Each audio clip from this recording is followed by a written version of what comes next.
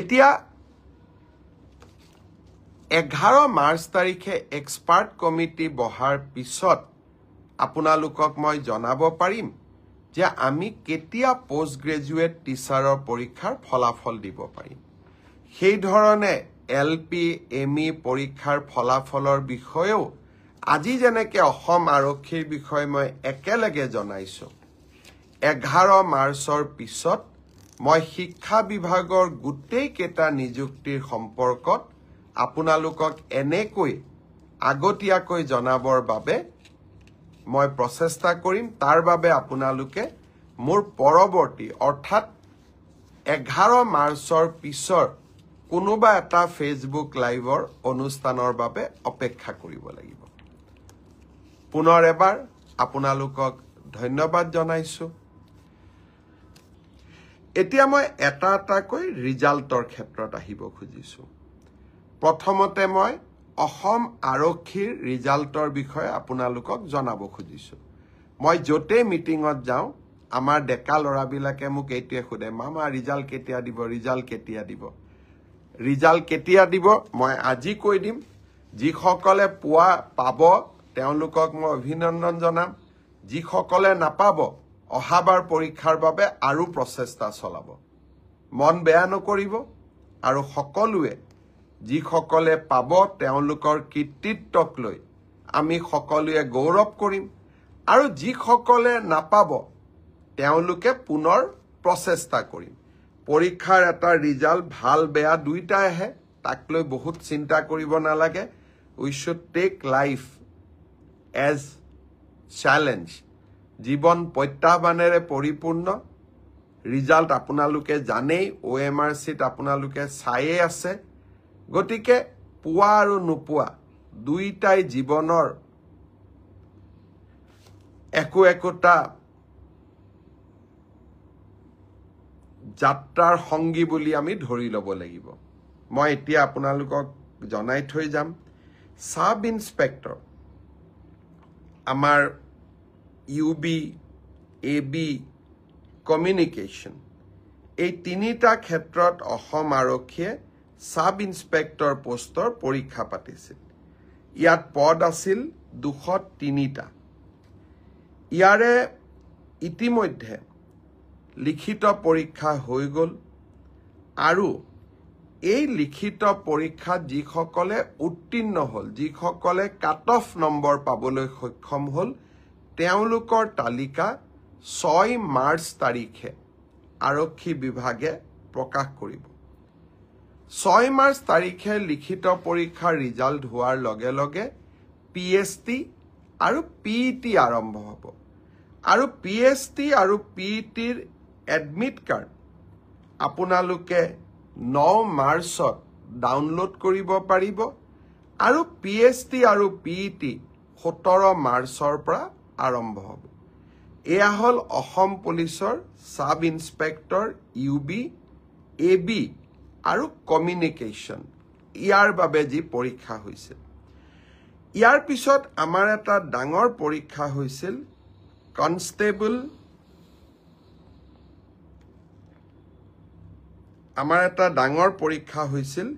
সেইটো হ'ল constable UB, constable AB, constable communication আৰু sub officer fire and emergency service. কনষ্টেবলৰ UBত পোষ্ট আছিল 1760টা,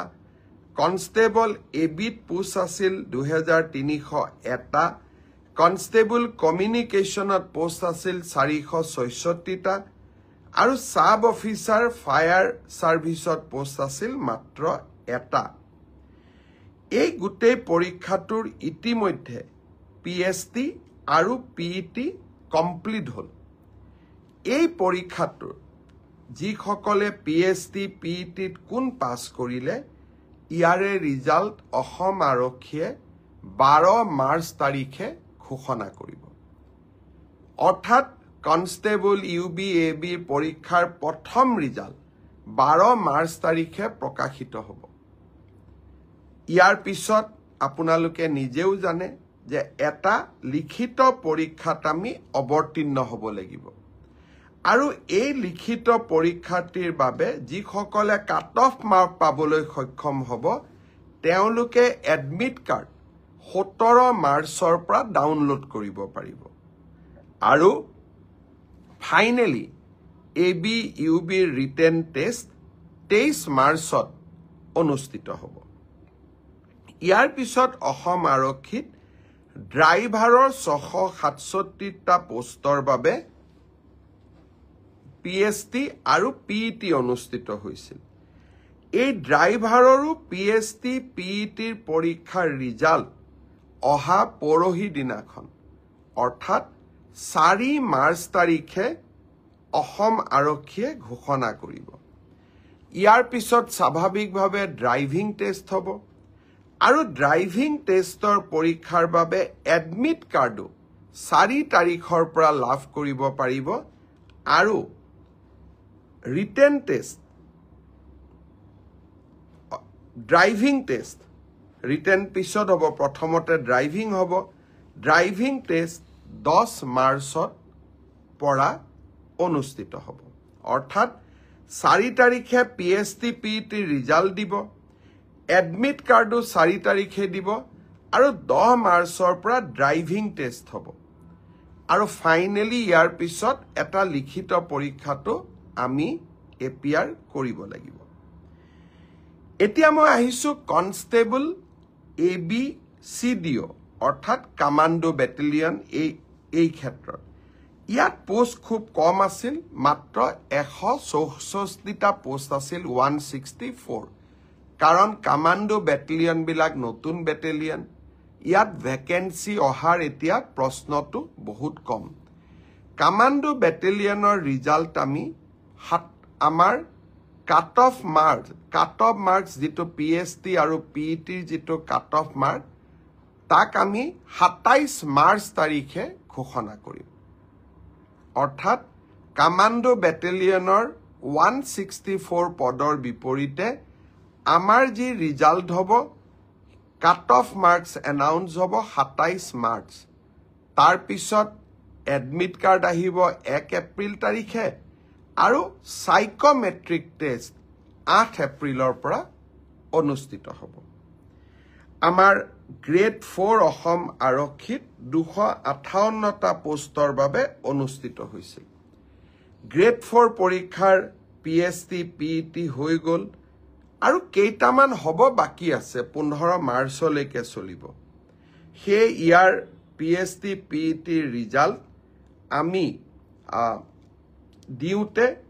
কিছু পলম হ'ব 30 এপ্ৰিল পাবগৈ এয়া হ'ল অসম আৰক্ষীৰ সম্পৰ্কত আপোনালোকে জানিব বিচৰা তথ্য ইয়াৰ পিছত বহুত লৰা ছোৱালীয়ে মোক সুধি আছে যে এডিআৰই ৰিজাল্ট কেতিয়া দিব এডিআৰই ৰিজাল্ট 7 মাৰ্চ শুক্ৰবাৰে আমাৰ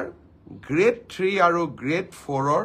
যি আমাৰ ৰিক্ৰুটমেন্ট কমিশন আছে তেওঁলোকে ঘোষণা কৰিব যিমান কেইটা পদ আছে তাৰ বিপৰীতে দুজনকৈ লৰা ছোৱালীক এই পৰীক্ষাত উত্তীৰ্ণ হ'ব আৰু তেওঁলোকৰ মাজত পৰৱৰ্তী সময়ত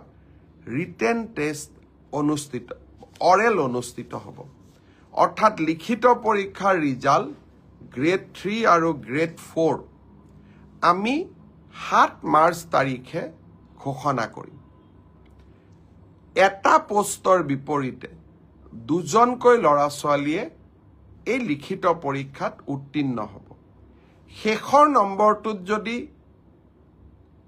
বেছি লৰা ছোৱালীয়ে একেটা নম্বৰে পায় তেতিয়ালে হয়তো 3000 পোষ্টৰ বিপৰীতে মই ধৰি ল'ব কৈছো 6000 লৰা ছোৱালী পাছ কৰিব লাগে কিন্তু একেটা নম্বৰ যদি বহু পৰীক্ষাৰ্থীয়ে লাভ কৰে তেতিয়া হলে একে নম্বৰ পোৱা লৰা ছোৱালী সকলেও পৰীক্ষাটো ডেফিনেটলি পাছ কৰিব অৰ্থাৎ আমি যদি ধৰি লওঁ 50 যে কাট অফ মাৰ্ক কিন্তু 50 যদি 50 জন লৰাই নম্বৰ পাইছে তেতিয়ালে 50 জন লৰায়ে লিখিত পৰীক্ষাত পাছ কৰিব গতিকে 1:2 বুলি ক'লেও 1:2 একেবাৰে গ্ৰামাটিক্যাল সেন্সত নহব হয়তো 2-4জন ল'ৰা ছোৱালীয়ে বেছিকৈ পাছ কৰিব এডিআৰইৰ পৰীক্ষালৈ তাৰ ৰিজাল্ট কি হ'ব তাক আপোনালোকে জানেই সেইবাবে মই যিসকলে পাছ কৰিব তেওঁলোকক অভিনন্দন জনাইছো যাতে অৰেলৰ বাবে তেওঁলোক সাজু হ'ব পাৰে আৰু যিসকলে পাছ নকৰিব আমি পুনৰ এই বছৰৰ শেষৰ ফালে নতুন বিজ্ঞাপন দিয়াৰ বাবে চেষ্টা কৰিম আপোনালোকে আৰু এবাৰ পৰীক্ষাত অৱতীৰ্ণ হ'ব আৰু লগতে অসমত উদ্যোগসমূহ আহিব মুখ্যমন্ত্ৰীৰ আত্মনিৰ্ভৰ অসম অভিযানো আছে আমি নিজকে তৃতীয় আৰু চতুৰ্থ বৰ্গত নহলেও বেলেগ ধৰণে পাছ কৰি বেলেগ ধৰণেও জীৱন সফল কৰাৰ বাবে আমি প্ৰচেষ্টা কৰিম বহুত ল'ৰা ছোৱালীয়ে মোক কৈ থাকে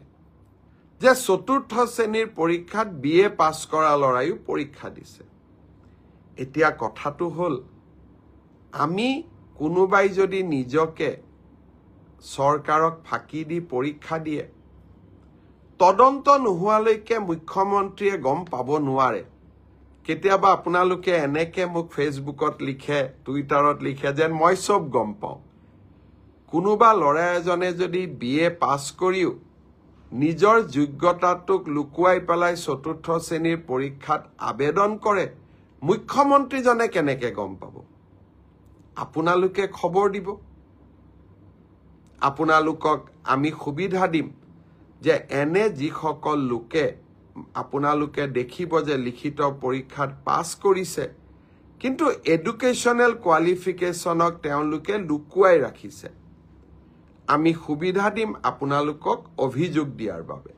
যাতে অৰেল পৰীক্ষা হোৱাৰ আগতে বা মৌখিক পৰীক্ষা হোৱাৰ আগতে আমি আপোনালোকৰ অভিযোগবোৰ নিৰ্দিষ্ট ইউনিভাৰ্চিটি লগত কথা পাতি আপোনালোকৰ অভিযোগবোৰ যাতে আমি নিষ্পত্তি কৰিব পাৰো আৰু এটা পৰীক্ষাৰ বিষয় মই জনাব খুজিছো সেইটো হ'ল post graduate teacher post graduate টিচাৰৰ ক্ষেত্ৰত মোক বহুতে সুধি আছে ৰিজাল্ট কেতিয়া দিব কিন্তু পোষ্ট গ্ৰেজুৱেট টিচাৰৰ পৰীক্ষা হৈ যোৱাৰ পিছত ইয়াৰ যি আনসাৰ কি আছিল সেই আনসাৰ কি আপোনালোকৰ সন্মুখত আমি দিছিলো আপোনালোকৰ মাজৰে বহুজনে এই আনসাৰ কি খেনিক প্ৰত্যাহ্বান জনাইছে অৰ্থাৎ চ্যালেঞ্জ কৰিছে 2-3টাৰ ক্ষেত্ৰত ইয়াৰ ক্ষেত্ৰত সিদ্ধান্ত লবলৈ 11 মাৰ্চ তাৰিখে এক্সপাৰ্ট কমিটি তেওঁলোকে এখন বৈঠক আহ্বান কৰিছে যে যিসকলে আনসাৰ কি চ্যালেঞ্জ কৰিছে তেওঁলোকৰ যি আমাক কৈছে যে আপোনালোকৰটো ভুল আমাৰটো শুদ্ধ প্ৰতিখন আবেদন আমি পুংখানুপুংখভাৱে বিবেচনা কৰিব লাগিব যাতে আমাৰ ভুল হলেও আমি শুদ্ধ কৰি নিজকে ল'ব পাৰো দিলীপ শইকীয়া ডাঙৰীয়া আমাৰ অসম ৰাজ্যিক বিজেপিৰ সভাপতি তেখেতেও এই ব্ৰডকাষ্ট চাই আছে দিলীপ শইকীয়া ডাঙৰীয়াক মই বহুত ধন্যবাদ জনাইছো যে আপুনি এই ব্ৰডকাষ্ট চোৱাৰ বাবে অলপ সময় উলিয়াইছে আপোনাক বহুত ধন্যবাদ জনাইছো এতিয়া 11 মাৰ্চ তাৰিখে এক্সপাৰ্ট কমিটি বহাৰ পিছত আপোনালোকক মই জনাব পাৰিম যে আমি কেতিয়া পোষ্ট গ্ৰেজুৱেট টিচাৰৰ পৰীক্ষাৰ ফলাফল দিব পাৰিম সেই ধৰণে এলপি এমই পৰীক্ষাৰ ফলাফলৰ বিষয়েও আজি যেনেকে অসম আৰক্ষীৰ বিষয়ে মই একেলগে জনাইছো 11 মাৰ্চৰ পিছত মই শিক্ষা বিভাগৰ গোটেই কেটা নিযুক্তিৰ সম্পৰ্কত আপোনালোকক এনেকৈ আগতীয়াকৈ জনাবৰ বাবে মই প্ৰচেষ্টা কৰিম তাৰ বাবে আপোনালোকে মোৰ পৰৱৰ্তী অৰ্থাৎ 11 মাৰ্চৰ পিছৰ কোনোবা এটা ফেসবুক লাইভৰ অনুষ্ঠানৰ বাবে অপেক্ষা কৰিব লাগিব